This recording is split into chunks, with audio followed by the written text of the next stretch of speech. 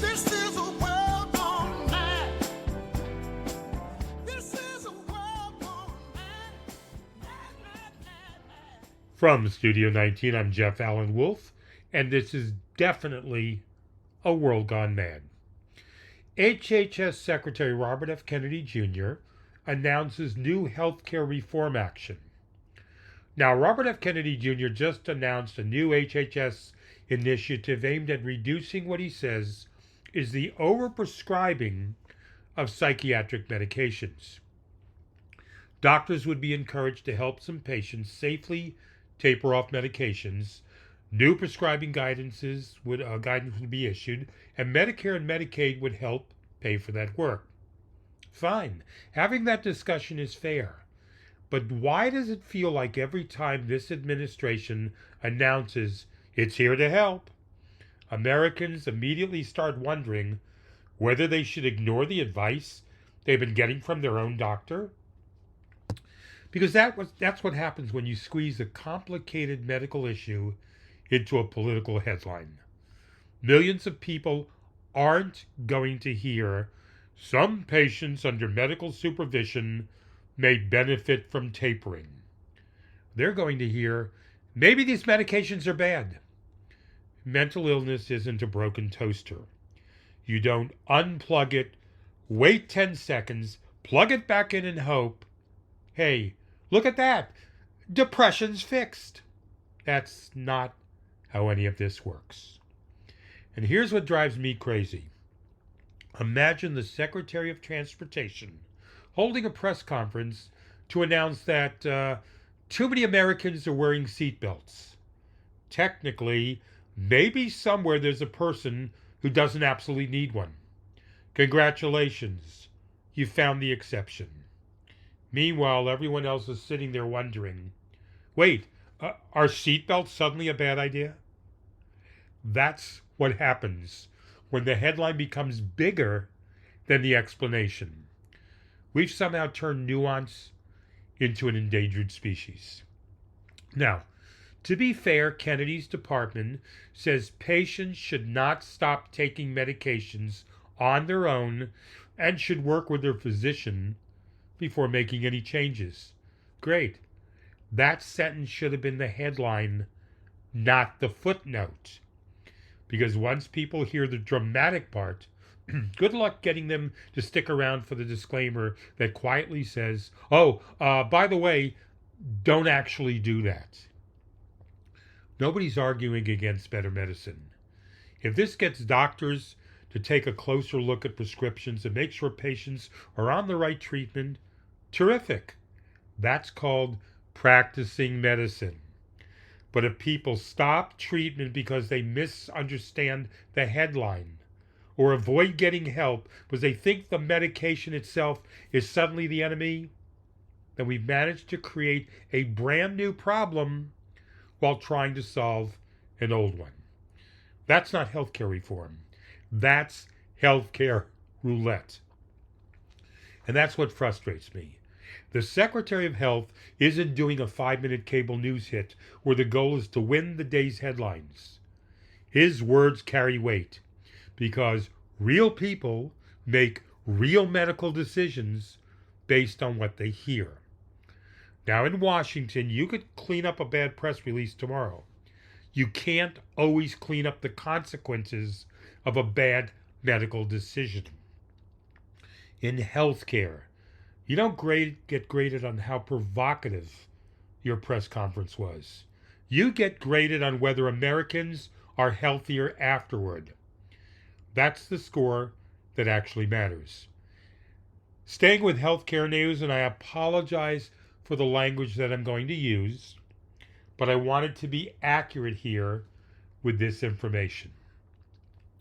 Senator Bernie Moreno, at a congressional hearing, said this to Dr. Fauci. This is during the hearing while he's grilling Dr. Fauci. Here's what Senator said. Who the fuck do you think you are? Now, congressional hearings are supposed to be about oversight. Apparently, now they're about auditioning for the loudest clip on social media. Senator Bernie Moreno looked directly at Dr. Fauci and asked, "Who the fuck do you think you are?" The senator was attacking Fauci over COVID-era policies, including mask mandates, while referring to a woman who was arrested after refusing to wear a mask at a football game. Whether you agreed with those policies or not, that kind of language from a United States senator should make all of us stop for a second. I don't care whether you love Dr. Fauci's decisions or disagreed with every one of them. That's not my point. My point is that when a United States senator treats a witness this way, all of us should expect better. The Senate is supposed to be the room where the temperature comes down. Lately, it feels like the room where everybody's competing to set off the smoke alarm. Here's my problem. You can question Dr. Fauci's decisions. You can disagree with his recommendations. You could even believe he's got some things wrong from before. That's called oversight. But screaming profanity at a witness isn't oversight. That's performance art. Congress isn't supposed to resemble the comments section on Facebook after midnight. Some of these hearings look less like they're trying to uncover facts and more like they're filming next year's campaign commercial. And let's remember something else, Wolfpack. COVID wasn't a spelling bee where every answer was either right or wrong. Leaders were making decisions during a once-in-a-century public health crisis with incomplete information that changed by the week. Now, you can criticize those decisions all day long. History probably will.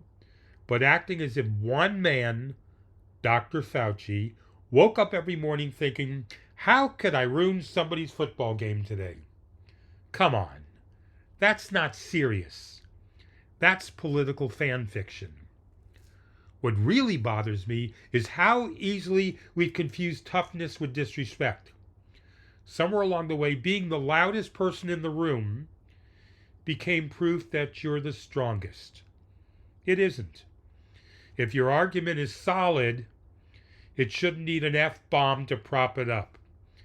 That's like showing up at a chess match carrying a flamethrower, right? It gets everybody's attention, but nobody's impressed with your chess game.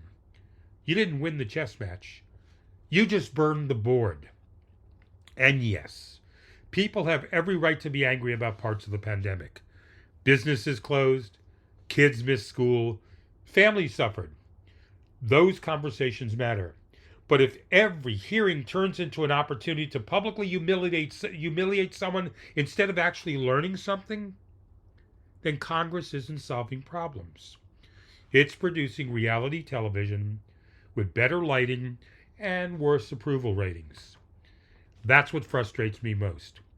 We keep saying we want our leaders to act like adults, and then we cheer, some people do, when they act like the loudest guy at the end of the bar. Dr. Fauci deserved tough questions. Every public official does. But there's a difference between demanding accountability and trying to manufacture a viral moment. One serves the public, the other serves the politician. The moment the viral clip becomes more important than finding the truth, the hearing has already failed. And while politicians in Washington were busy arguing over the past, Michigan voters were busy reminding both parties that the future still belongs to the people who actually cast the ballots. Michigan Democrats just sent their own party an important message. The Democratic establishment just got a reminder that endorsements don't count the votes. Progressive Abdul El-Sayed defeated Congresswoman Haley Stevens in Michigan's Democratic Senate primary, despite Stevens being backed by much of the party establishment and benefiting from significant institutional support. That's being described as a blow to the Democratic establishment. I'd go one step further. It wasn't just a blow. It was voters politely reminding the political professionals that elections are still a participation sport. Political consultants fascinate me.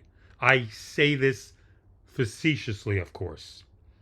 Every election cycle, they emerge carrying binders, spreadsheets, polling data that look like they're preparing to launch a mission to Mars.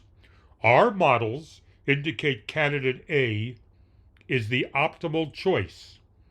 Seriously? Because the only model that mattered was the one with the curtain, the pen, and the ballot. Voters looked at all those expensive PowerPoint presentations and basically said, thanks, we'll take it from here.